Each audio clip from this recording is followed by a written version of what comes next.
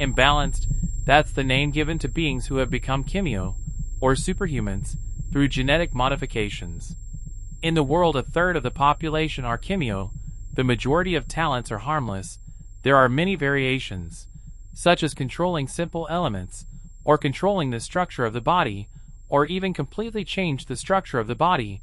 There are a huge number of different talents. Unfortunately, in the world, not all talents are harmless. The great power of a few elect kimyo makes the whole world tremble before their destructive power. Their power could lead to the complete extermination of the human race. City, Port of Spain.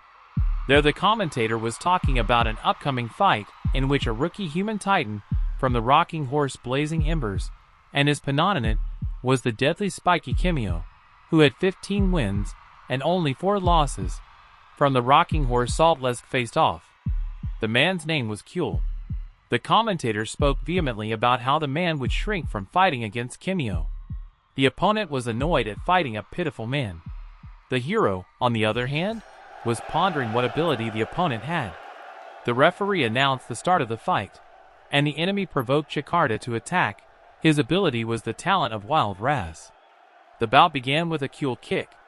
The referee ran away, as he did not want to be in the center of such a fight. The enemy continued to strike, and then began to provoke the hero to attack him again.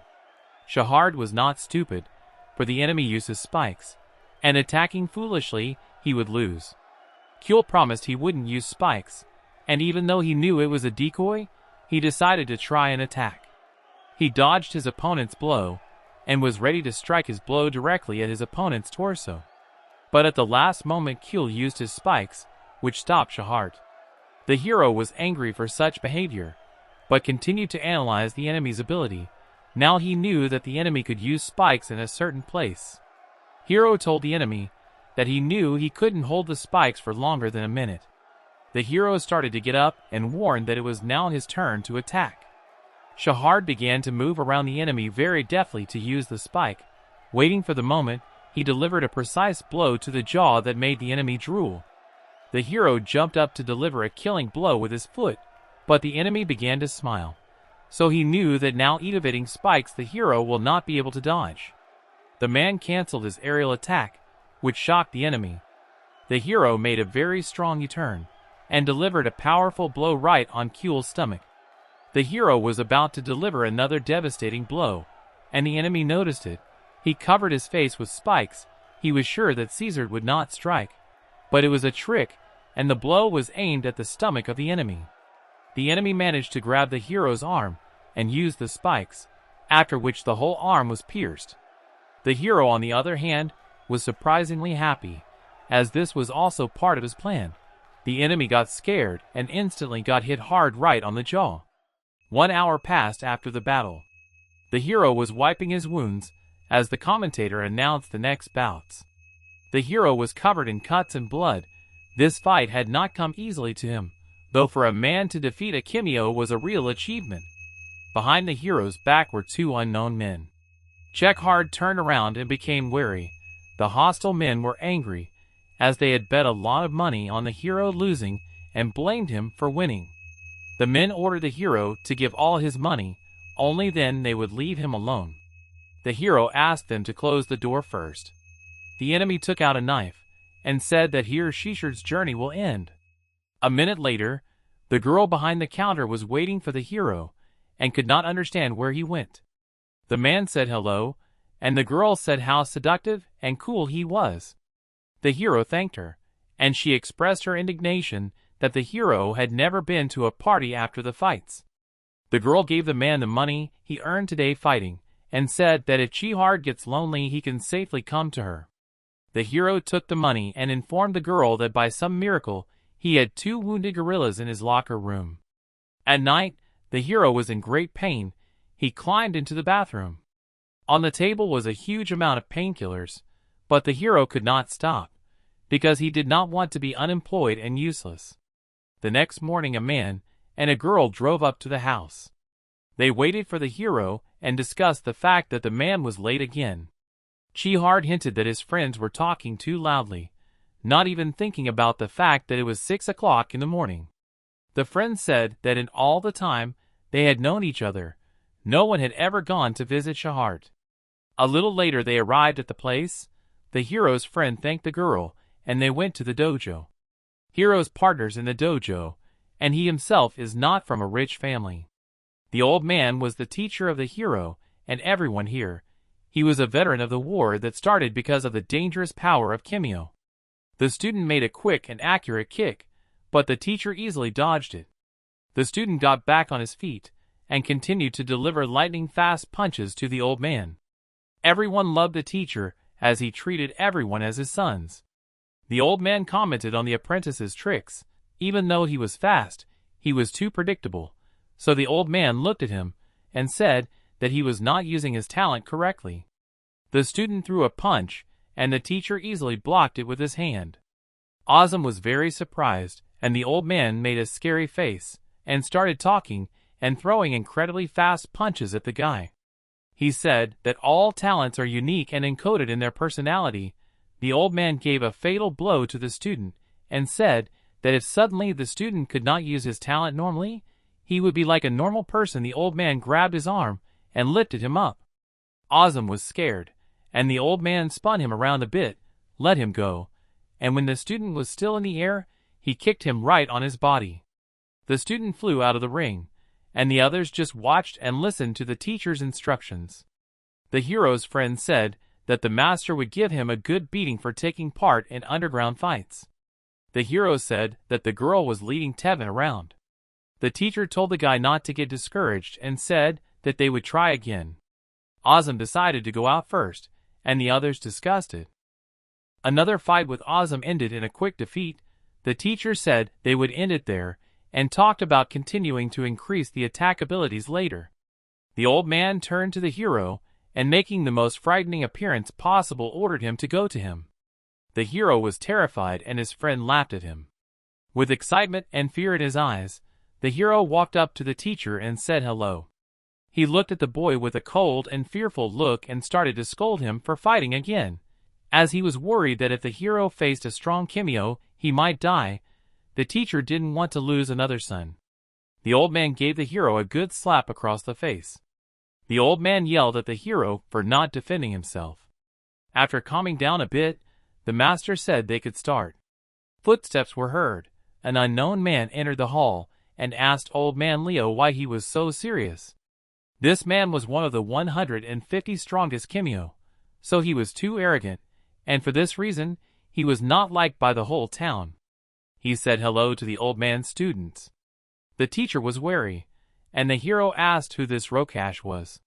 The other students called the man illiterate, as there is a sign at the entrance to the dojo saying that outsiders are not allowed to enter. The coach said the guest was not welcome. He also said that this is not the best way to welcome a former student. The hero was incredibly surprised by the fact that this Kimyo was a student. The other guys were angry and insulted the man. The man suggested a sparring match. The master said that the former student has not changed. His body began to be covered with flames. He was completely covered with flames and ordered him to stop all the circus. It was the first time the hero saw the master in such a state. The old man calmed down a bit and told Rokash to get out. The enemy retreating said that very soon the old man would see the true power and die. Sometime later in the evening, the hero was tidying up the hall, and the master was carrying bags. The hero asked if the master was okay, and asked what had happened in the past. The coach said that this man was his student a long time ago. His arrogance prevented him from developing, but he was still the strongest. The teacher said that at that time he had only 4 students, and Rokash was always challenging others to assert himself. The old man also said that Rokash could never take responsibility in a fight. He killed one of his students, Yakov. There was an investigation after which he never came back. The hero said if he ever came back, he'd beat him up. The coach did a baby voice and said his boy was threatening someone. The hero laughed at this and said that all the students would support the old man to the last. The old man was happy to hear these words and told the hero to go home. He could finish cleaning up by himself. The hero headed to the hospital. The doctor came and said that he was happy to see Chihard. The hero asked how the doctor was doing, and they started chatting. The doctor also surprised the hero with the fact that Zdiliana already has a sixth child. The guy was surprised that the doctor's daughter is a real heroine. The doctor came to the point and gave a lot of drugs. The doctor asked how things were going with the guy's left eye, asked if the vision was coming back. The hero said that now he could see about 60%. The doctor took off his glasses and sincerely asked the hero to stop, because he had incredibly serious injuries. A lung was punctured, collarbones were broken, a huge number of scars in the tissues and muscles. The doctor said that the guy's body is at its limit, and with each fight, he only worsens the situation. Sheik Hard was grateful to the doctor for his care, but he cannot give up this business, because only in this way you can earn money. The hero laughed and remembered the doctor's words, that he was strong enough compared to others. The doctor also smiled and still backed away. They put their hands together, and the doctor reminded him that Sheik Hard could come to him for help at any time. The hero asked if the doctor still practiced yoga. He made a serious face and said he was doing karate.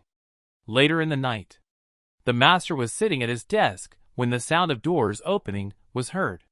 The master knew it was coming, so when the former student went inside, he said he never changed.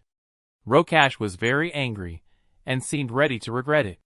The hero called a friend and said he was worried about the master. The friend reassured the hero. Chihard decided to head to the hall in the morning to see the master as soon as possible. The friend said that with the master will be all right, also said that he hung up the phone as he intends to continue his business. There was an explosion in the building. The building inside was on fire, and the teacher was standing there with his former student. The old man said that he hates old age as he couldn't dodge the bullet. Rokash yelled at the man who fired the shot, as he was going to deal with the former teacher himself. The man started to make excuses, but Rokash yelled at him to turn around. When the man looked back, he saw an old man who was in close proximity to him. He punched the guy, and he flew off into the wall. The old man said that Rokash had raised his nephew very badly. The former apprentice started screaming, and the master said that he would not dare to insult the name of the apprentice who died at his hands anymore. The old man was disappointed that although he had tried to raise his apprentice as a son, he had turned into a monster, and today the master was determined to correct the mistakes of the past. The old man had the Flame Phoenix talent, which was one of the original Great Four talents.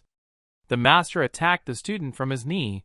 The student somehow managed to block the blow, but followed up with another attack straight to the man's jaw. The enemy tried to counterattack, but the old man easily dodged and used an unusual kick to counterattack the enemy. The man started coughing up blood, but the old man had no intention of stopping. He grabbed him by the scruff of the neck and threw him upwards, then jumped up. The enemy was very scared and surprised by this attack. The old man was approaching the man at a great speed, who couldn't even take the time to activate the talent. The old man flew to the ceiling and pushed off from it, swiftly ended up behind the student's back. He was incredibly frightened, and the teacher struck with all his might, causing him to fly downwards at a tremendous speed. That wasn't the end of the attack. The teacher gave another powerful kick that caused an explosion. The teacher slumped to the ground and complained that he couldn't heal the bullet wound from his old age, which was bleeding a lot. The old man told the student that with age the power fades. He vaporized and instantly appeared in front of the man, and in a very quick movement tore out the eye of the enemy. The teacher was determined to die, but to make sure that his enemy would be crippled for the rest of his life. The man started screaming in pain. His nephew, who had managed to wake up, became agitated and ran up to his uncle, trying to pull him away as the building was about to collapse. The former student cursed Leo and said that this place would be his grave. The old man did not react to these words. Blood was pouring from his mouth, and before he died, he remembered Che Horde. The next day it rained heavily. The hero and many other people were dressed in black mourning clothes. They began to announce the death of Leo, a man of genius, and talked about his life and the incredible abilities he had used for good. A friend of the hero was determined to get revenge on Rokash for killing his teacher. One of the other students said that there would soon be a tournament where you could get a chance to fight Rokash one-on-one. The hero, on the other hand, thought, but after a little while he replied he was the only one who didn't have the talent. The friend encouraged Che-horde. He said that his teacher always spoke of him as the smartest during battles. The hero said that once they agreed on the final goal, they could begin. Remembering the past, the man who killed the teacher was excited. For months past, all the guys came to participate in the tournament and get a chance to avenge the teacher. One of the team said that they had already booked the locker room and all they had to do was register for the tournament. A girl told her boyfriend to be as careful as possible. The TV announced that one of the organizers was about to be shown. They started talking about Rokash, the man who killed the hero's teacher. They praised him as an incredible talent. Also, the TV said that they were still mourning the death of the past Master Rokash, who was a war veteran. One of the students was angry, since it was Rokash who killed the teacher. The hero was ready to fight. The way Rokash was being praised on TV made the guys even angrier, especially the hero. Lee Hard asked what their plan was. One of the friends said they needed to not die, since killing was allowed in this tournament. One of the men confessed that the master would kill them for participating in this tournament. He did not even confess to the girl that killing is allowed here. The fourth match of the night was announced. Tevis, one of the hero's friends, was in it, and he was announced. Tevis' opponent was a dream untouched. Kimyo, whose speed is unrivaled, and Sunraz, who has never been injured, were announced. The man expressed that he was interested in this fight, and the opponent just ignored it. The hero's friend continued to talk, but the opponent was behind his back ready to kick. At that time a man approached Rokash, who was watching the fights. He wanted to make some kind of proposal. His opponent's punch went through. He said that everyone who tried to beat him had lost, and Tevis would be no exception. Tevis called the enemy a dumbass and attacked him with a punch, but the enemy was able to dodge and hit him with a knee to the stomach. The enemy began to move quickly around Tevis. It seemed to him that the enemy created two clones, so great was his speed. The hero shouted to his friend that it was time for him to raise his defense, as he was running out of steam. Though Tevis tried to do so, he was attacked from three sides. He was on defense. He was taking blow after blow, and his body was transformed. His rhinoceros hide talent showed itself. The enemy was surprised, and Tevis attacked without wasting time. The enemy didn't realize what his talent was but still managed to dodge. The enemy retreated into the distance. Now Tevis was almost impenetrable. The enemy went on the attack with his clones. Tevis realized that he could not keep up with his opponents. He thought about exhausting him, but the opponent was in front of him and struck from the knee. Tevis was surprised, as the enemy's attacks penetrated even his armor. The hero shouted out a piece of advice, namely, as the teacher taught him to find the enemy's weak spot. As the teacher said, talents are just a smoldering flame. A person can both strengthen and extinguish it. Tevis could not keep track of his opponent. He began to think about how he could win. He heard the voice of the hero, who shouted to him on the ground. The enemy started to attack, and Tevis took the advice and kicked the ground, which stopped the enemy's attack, and Tevis had an opportunity to grab the enemy by the scruff of the neck. He used it and struck his fist right on the enemy's stomach. Such an attack sent the enemy flying far forward, and Tevis was enveloped in a cloud of dust. The commentator and the audience were incredibly surprised, as the course of the fight changed dramatically in an instant. The enemy crashed into the barrier and lost consciousness. And Tevis laughed at the fact that the enemy was knocked out with one blow. The man's girlfriend hugged his friends, rejoiced at the victory. Tevis asked where Chocord was. It turns out the hero will fight next, so he went to get ready for the fight. The commentator began to announce the participants of the fight. The hero was approached by an opponent who was angry because instead of showing his talent to the world, he was forced to fight a man. He said that after the hero dies, he will move on to the next fight. The enemy laughed brazenly to the hero's left, but Chohard said that he shouldn't stand in his way. The man who killed the teacher looked at the hero and realized that he looked familiar. The referee announced the start of the fight. The enemy immediately went on the attack, but the hero easily dodged the first blow, but the counterattack did not work, so he used a kick. His friend shouted in support of Cho Hard. The team cheering for the enemy hero was asked about the enemy's strength. They said they would soon see for themselves. The hero was standing in a stance. The enemy kicked him, but he was able to dodge. Che Hard tried to attack the enemy from the elbow, but he failed and had to switch to defense. Then he tried to kick, but even so the enemy was able to block the attack. In the end they clashed hands, and decided to fight with brute force. The enemy said that the hero would die in this battle, and also mentioned that he had killed more people than Cho Hard had ever seen. The enemy continued to threaten the hero, but he did not waste time and jumped up from the floor and kicked with both feet on the chest of the enemy. He began to say something about prey always fighting back. Nanaka tore his clothes and said that now he would fight seriously. The hero, on the other hand, was only thinking about his target, namely revenge. The enemy team was talking, but they were sure that their killing machine wouldn't die at the hands of some human. The hero delivered a powerful blow to the enemy's face, immediately dodged his attack and delivered a second elbow strike. Suddenly, the enemy was able to grab Che Lige by the throat. The enemy began to growl, and slashed the hero's chest with a blow of his hand. The hero's team saw the terrible wound, and the opponents were sure of their fighter's victory. The hero grabbed his wound, which was quite deep. There was blood on the floor, and the enemy was very happy about it. Che Lige was bleeding, but he needed to last at least one more round. The hero tried to attack, but the enemy not only dodged, but also managed to counterattack. The hero flew very far away from the enemy's blow, leaving a trail of blood behind him.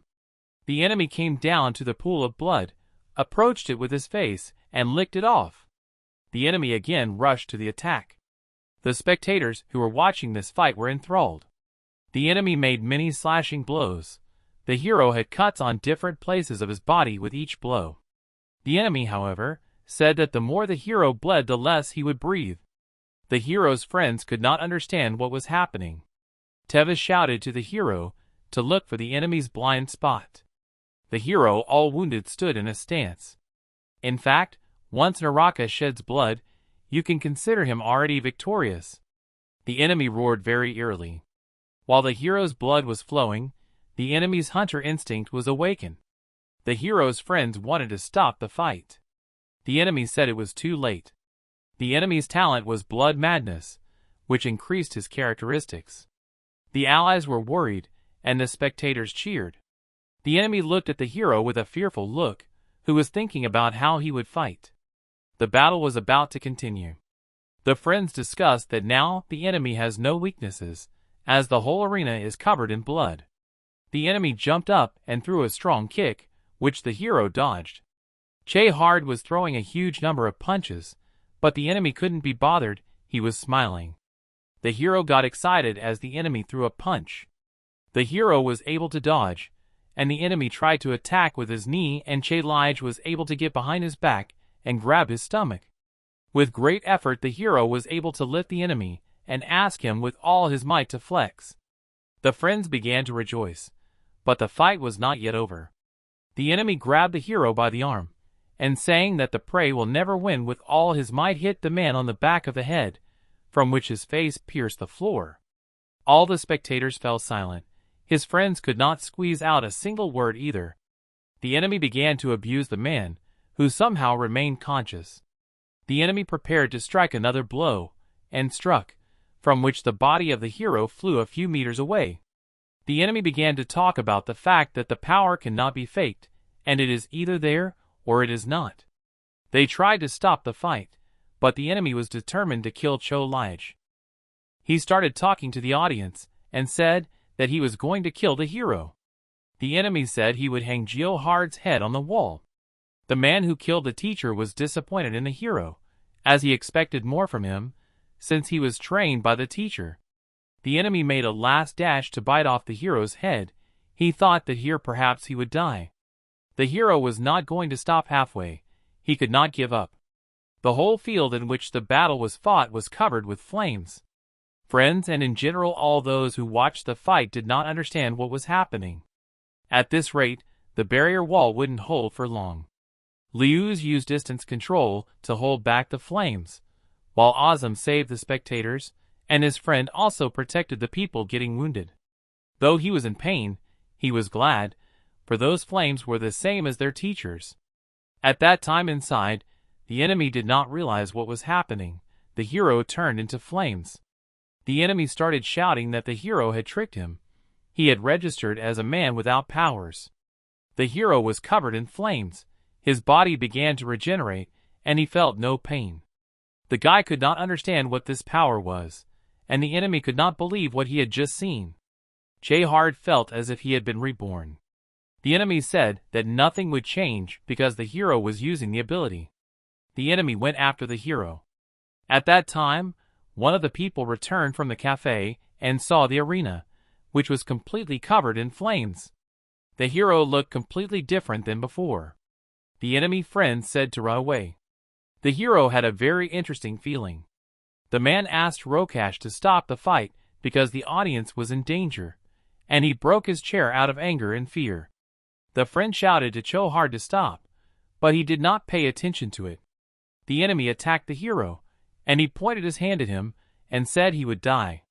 Flames enveloped the enemy's body, and he caught fire and began to burn in an instant. The friend was very surprised, and watching the hero easily kill the enemy was shocked. It was at this moment, it was in this battle that the hero took his first step across the line. The enemy, on the other hand, died of burns.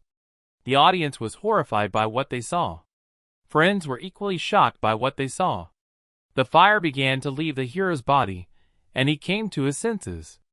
The hero fell to one knee, and his friend immediately started to run to him. The friend asked how the hero's wounds were, and he said that he felt his body torn apart and instantly sewed back together. The friend asked since when did the hero become a killer. Jae-hard didn't know what to answer his friend. The glass where the teacher killer had been sitting all this time shattered. All the cameras immediately pointed at Rokash. The friend suggested that what he saw made him suspicious, and the hero agreed. At that time, the commentator said that Rokash might have had an accident. The hero waited silently for what would happen. The enemy started shouting something about the old man passing on his talent to the hero.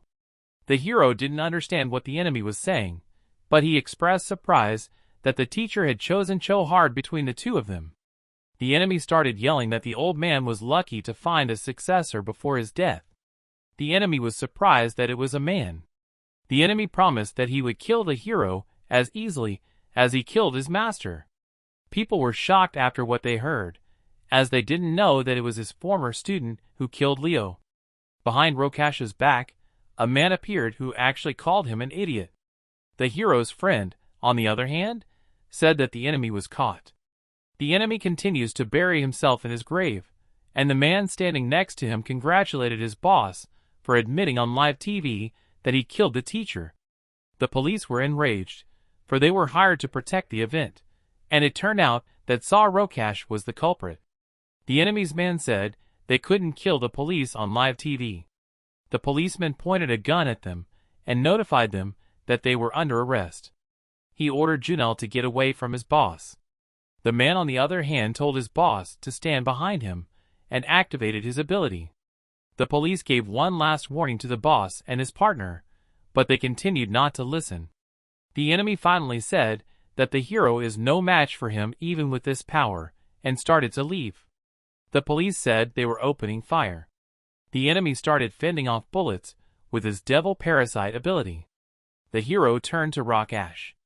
The cameras immediately panned to him.